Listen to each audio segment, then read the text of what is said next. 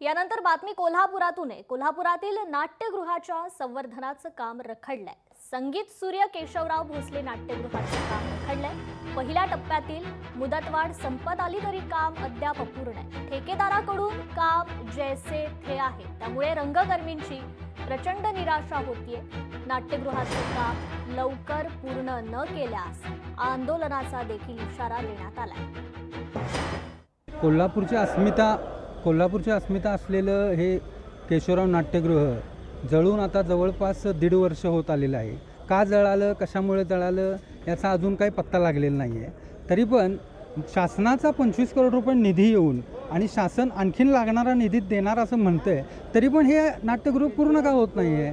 त्यामुळे कोल्हापूरमध्ये बरेचशी चांगली नाटक यायची थांबलेली आहेत आणि दुसरी नाट्यगृह आहे तिथे अद्यावत सोयी पण नाही आहेत। तर याचा शासनानं गांभीर्याने विचार करणं गरजेचं आहे। आम्हाला हे नाट्यगृह पूर्वी होतं तसंच हवं आहे, नुसती शोभेची वस्तू नको आहे। कारण आम्ही कोल्हापूरकरांनी फार सोसलं आहे, निदान या नाट्यगृहासाठी तरी काही सोसायला लावू नका, लवकरात लवकर पूर्ण करावं ही आमच्या सगळ्या रंगकर्मीची इच्छा आहे।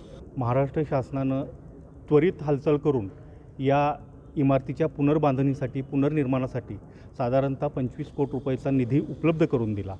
तो निधी महानगरपालिकेकडे वर्गही झाला। त्वरित निविदा काढून काम सुरू केलं गेलं। काय काम करतात, त्यांच्या निदर्शनास ह्या चुका येत नाहीत का राजकीय अनास्थेमुळे वरूनच त्यांच्यावरती कामाच्या दिरंगाईसाठी दबाव आहे की हे काम होऊच नये आणि हे तसंच पडावं अडगळीत, नाट्यगृह होऊच नये अशी भावना आहे का, असा संशय आम्हा रंगकर्मींच्या मनामध्ये आले। लोकशाही मराठी ऐका, पहा, जागरूक रहा।